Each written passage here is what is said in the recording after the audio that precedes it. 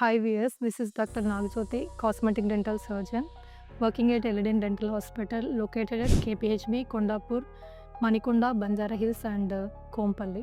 ఈరోజు నేను చెప్పబోయే టాపిక్ ఏంటంటే మనం బ్రేసెస్ ట్రీట్మెంట్ తర్వాత రీటైనర్స్ వేసుకోకపోతే వచ్చే ప్రాబ్లమ్స్ ఏంటో తెలుసుకుందాము.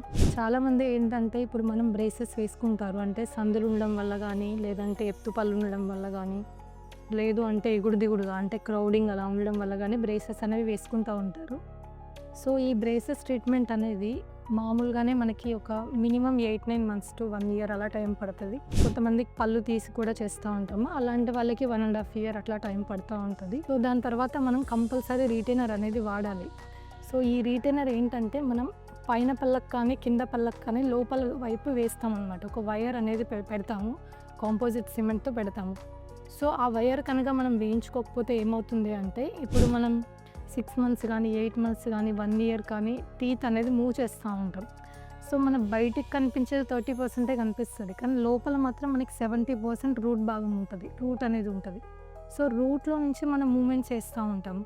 సో ఆ మూమెంట్ చేసి మనం ఒక్క దగ్గర స్టాప్ చేస్తాము. మొత్తం అంటే పళ్ళు సందులు కానీ మన గ్యాప్స్ కానీ లేదంటే ఎత్తు కానీ క్రౌడింగ్ కానీ అదంతా సెట్ అయ్యే వరకు మనం బ్రేసెస్ చేస్తూ ఉంటాం. సో దాని తర్వాత ఒక్కసారిగా మనం ట్రీట్మెంట్ అనేది మనం అయిపోయాక ఆగిపోతుంది. సో ఒక్కసారిగా బ్రేసెస్ తీసేసి మనం రీటైనర్ వేయకుండా వదిలేస్తే మనకి యథావిధి స్టేజ్కి వచ్చే ఛాన్స్ ఉంటుంది. ఏమైపోద్ది, మనం ఏమీ వేయకపోతే రిలాప్స్ అయ్యే ఛాన్సెస్ ఎక్కువగా ఉంటుంది. సో దానికోసం అనేది రీటైనర్ అనేది కంపల్సరీ వాడాలి. సో మీకు ఇలాంటి అంటే సందులు ఉండడం అలాంటి ప్రాబ్లమ్స్ ఏమన్నా ఫేస్ చేస్తే దగ్గరలో ఉన్న ఎలిడెంట్ హాస్పిటల్ని విజిట్ అవ్వండి.